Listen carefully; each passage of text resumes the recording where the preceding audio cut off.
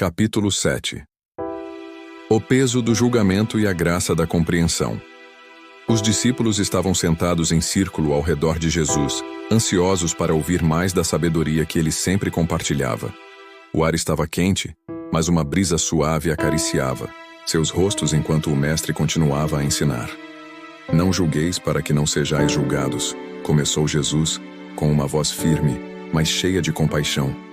O impacto dessas palavras foi imediato. Todos sabiam quão rápido eles, como humanos, eram em apontar o dedo e criticar. Era tão fácil ver as falhas nos outros, mas Jesus queria que eles entendessem que essa postura carregava consequências. Pois com o critério com que julgardes, sereis julgados, continuou ele. Aquilo atingiu seus corações. Jesus não estava falando apenas sobre a justiça divina, mas sobre como suas próprias atitudes criavam um ciclo de julgamento. Cada vez que criticavam alguém, estavam preparando o terreno para o julgamento que eles mesmos receberiam. Então, com uma metáfora simples, mas penetrante, Jesus lhes disse: Por que vês tu o argueiro no olho do teu irmão, porém não reparas na trave que está no teu próprio olho? A imagem era clara, e de certa forma, até cômica. Um pequeno cisco no olho de outra pessoa chamava tanta atenção, enquanto uma enorme trave, uma viga de madeira no próprio olho, passava despercebida. O que Jesus estava ensinando era que o julgamento dos outros muitas vezes escondia a verdade mais dolorosa. Nossos próprios pecados, nossas falhas e fragilidades, que preferíamos ignorar. Jesus olhou para os discípulos e suas palavras foram ainda mais profundas. Ou como dirás a teu irmão: Deixa-me tirar o argueiro do teu olho, quando tens a trave no teu. Ele sabia que a tendência humana era mascarar suas próprias fraquezas ao expor as dos outros. Era uma fuga, uma tentativa de evitar a verdade de si mesmos. Mas Jesus não parou aí. Ele desafiou seus seguidores a confrontarem a própria hipocrisia. Hipócrita, tira primeiro a trave do teu olho, e então verás claramente para tirar o argueiro do olho de teu irmão. Essas palavras não eram apenas um chamado à autoconsciência, mas uma chamada à compaixão.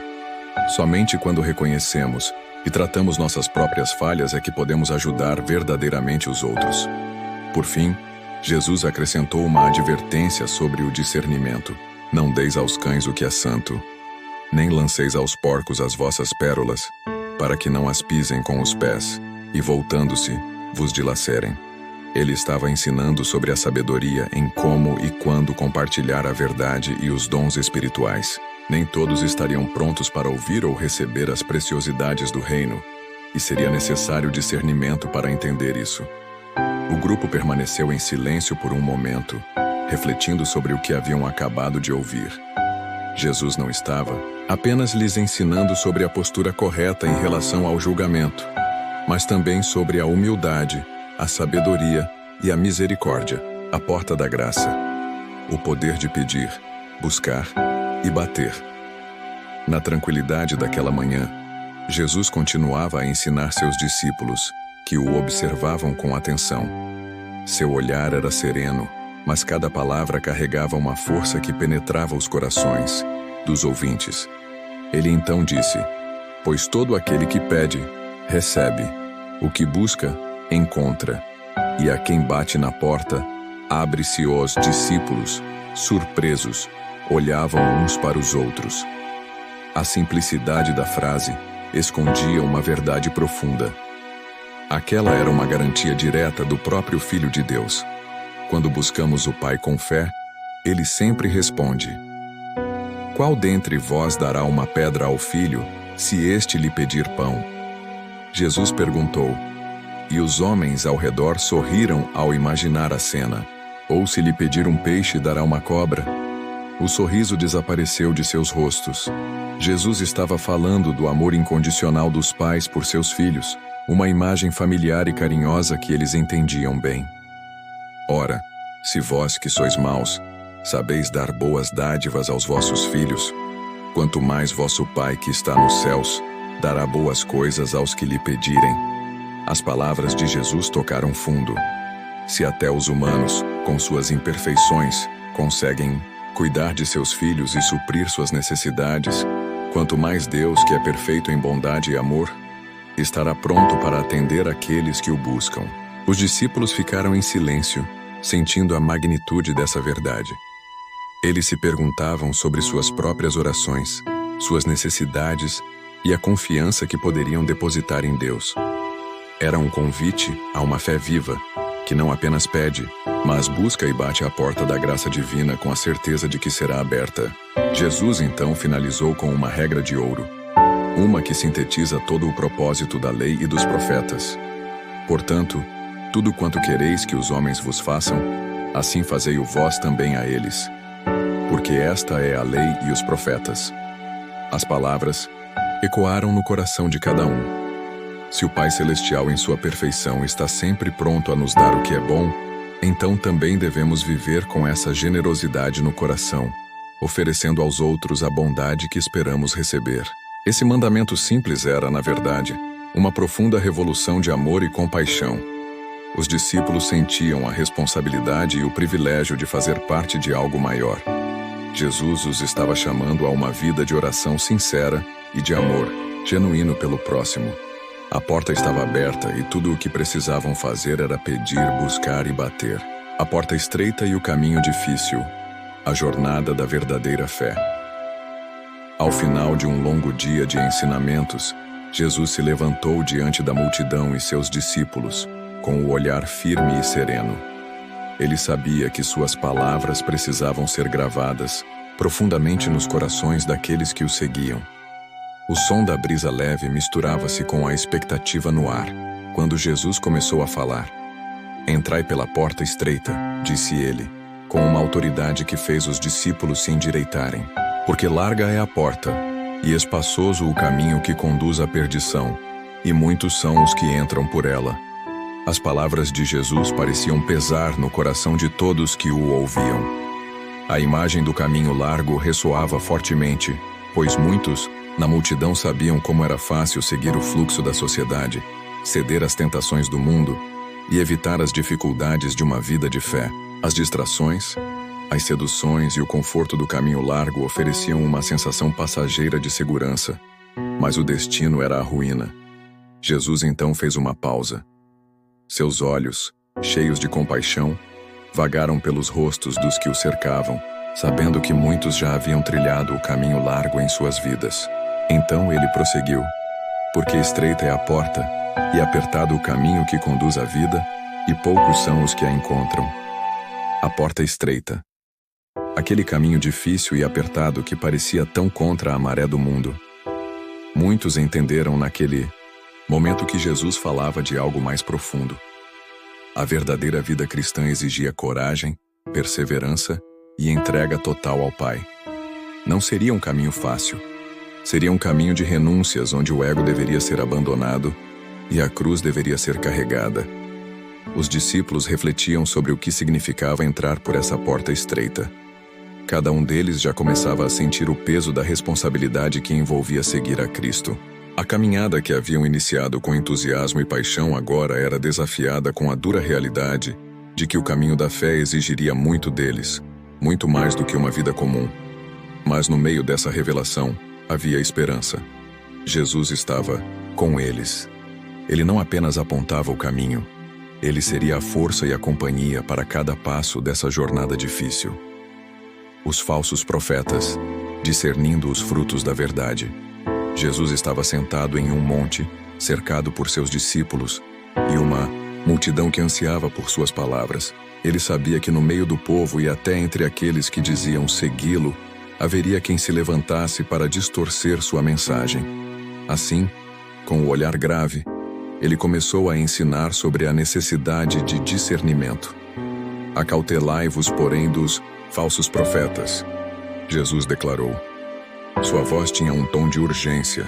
Eles vêm até vós disfarçados de ovelhas, mas interiormente são lobos devoradores. Os discípulos trocaram olhares preocupados. Como seria possível identificar esses falsos profetas? Eles se vestiriam como todos os outros, falariam como todos os outros, mas carregariam dentro de si intenções destrutivas. Jesus sabia que, assim como no seu tempo, haveria aqueles que usariam o nome de Deus para seus próprios interesses, levando o povo a caminhos de destruição. Então, Jesus revelou a chave para identificá-los. Pelos seus frutos os conhecereis. Suas palavras foram simples, mas penetraram fundo no coração de quem ouvia. Ele continuou com uma imagem clara e poderosa. Porventura colhem-se uvas dos espinheiros, ou figos dos abrolhos. Assim toda árvore boa produz bons frutos e toda árvore má produz frutos maus. Jesus estava dizendo que o caráter verdadeiro de uma pessoa não poderia ser escondido para sempre.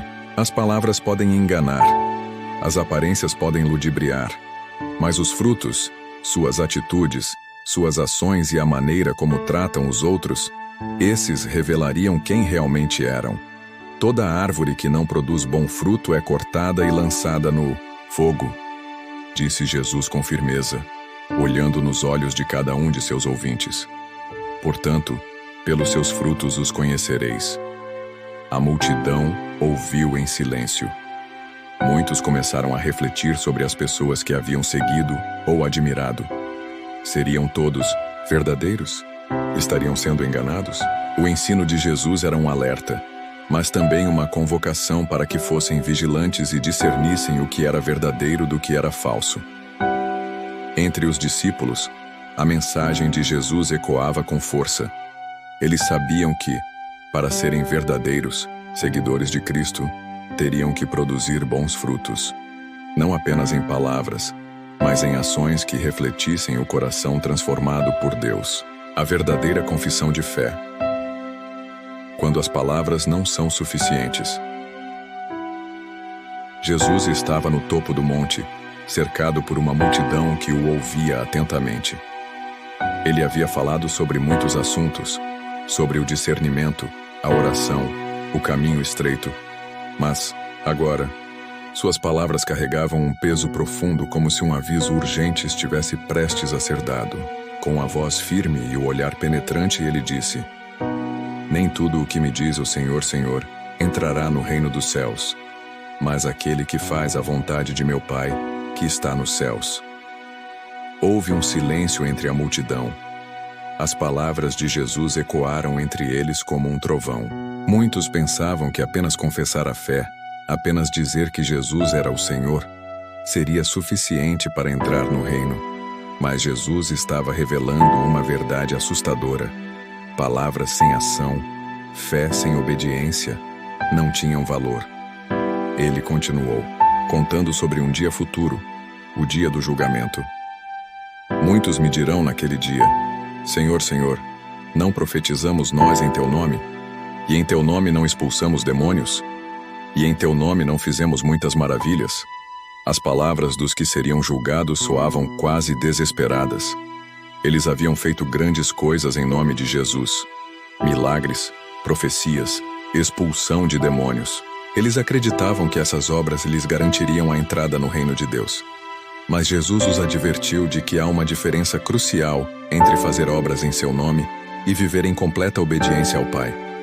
Então, com um tom solene, Jesus revelou a resposta final que daria a essas pessoas. Então lhes direi abertamente: Nunca vos conheci, apartai-vos de mim, vós que praticais a iniquidade. A multidão ficou chocada. Como poderia Jesus dizer a alguém que profetizava e realizava milagres que ele nunca os conheceu? Mas a mensagem de Jesus era clara: realizar grandes obras sem um coração de obediência, sem seguir a vontade de Deus, era como construir uma casa sobre a areia. Por mais impressionante que a casa parecesse, ela não resistiria às tempestades da vida, pois carecia de uma fundação firme. Jesus queria que eles entendessem que a verdadeira fé não se trata apenas de palavras ou feitos externos, mas de uma vida transformada, comprometida com a vontade de Deus. E no dia final, será esse coração obediente e submisso à vontade divina que será conhecido e acolhido no reino. A casa na rocha e a casa na areia, o destino de uma vida bem fundada. Em uma pequena aldeia, 2 homens decidiram construir suas casas. O primeiro, um homem sábio e prudente, sabia que a escolha do terreno era crucial. Ele procurou um local elevado, onde havia uma rocha sólida. Com muito esforço, ele começou a cavar e escavar profundamente, até que sua fundação estivesse firmemente estabelecida na rocha. O trabalho era árduo e demorado, mas o homem estava determinado. Ele sabia que, uma vez que a tempestade chegasse, sua casa estaria segura. O segundo homem, mais jovem e impetuoso, escolheu um local mais fácil e rápido para construir sua casa. Ele encontrou uma planície de areia, onde o solo era macio e fácil de trabalhar. Em pouco tempo, sua casa estava de pé, brilhante e bonita, enquanto o primeiro homem ainda estava escavando a rocha. Passaram-se dias, e as duas casas se ergueram, mas então o céu escureceu. Uma tempestade se aproximava, trazendo ventos furiosos e chuvas torrenciais. A água começou a subir, e a força da tempestade testou a resistência das duas construções. O homem que havia construído sua casa na rocha permaneceu tranquilo. Sua casa balançava ao som dos ventos, mas a fundação firme a mantinha estável. A água e o vento não podiam derrubá-la, pois ela estava ancorada na rocha. Entretanto, o jovem cuja casa estava sobre a areia viu com horror o solo sob sua casa começar a ceder. A fundação de areia se desmanchou rapidamente, e toda a estrutura desabou em um instante, arrastada pela força das águas. Quando a tempestade passou, apenas uma casa permanecia de pé. O homem sábio, que havia construído sua casa sobre a rocha, contemplou a destruição ao seu redor e agradeceu por sua sabedoria em escolher uma fundação firme, a autoridade que transforma corações. O sol começava a se pôr, tingindo o céu de tons alaranjados, enquanto Jesus terminava de falar. Suas palavras ainda ressoavam na mente e no coração de cada pessoa presente. Durante horas, ele ensinou sobre o verdadeiro significado da lei, sobre o amor ao próximo, o perdão, a humildade e o reino dos céus. Cada ensinamento era como uma lâmina afiada, penetrando o coração daqueles que o ouviam.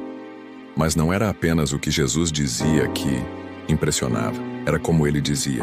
À medida que Jesus silenciava, a multidão permaneceu em absoluto silêncio.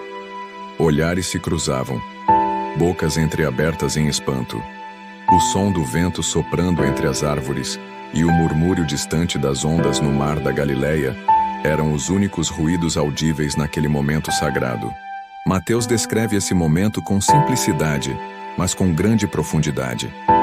E aconteceu que, concluindo Jesus este discurso, a multidão se admirou da sua doutrina, porque os ensinava como tendo autoridade e não como os escribas. A multidão estava acostumada com os ensinamentos dos escribas e fariseus. Esses mestres da lei falavam repetindo tradições, sem trazer nada de novo, sem vida, sem transformação. Mas Jesus, ele falava como alguém que conhecia o coração de Deus, como alguém que tinha o poder de mudar realidades com suas palavras. Cada frase de Jesus carregava uma força que os escribas jamais haviam demonstrado. Ele não apenas citava a lei, ele explicava o verdadeiro sentido dela. Ele não falava de rituais vazios, mas de um relacionamento vivo com o Pai Celestial. E isso causava uma admiração que eles jamais haviam experimentado. As pessoas começaram a se mover, sussurrando umas com as outras. Elas sabiam que estavam diante de algo, ou alguém, completamente diferente. Os corações que estavam endurecidos pela tradição agora estavam sendo quebrantados pela autoridade de Jesus.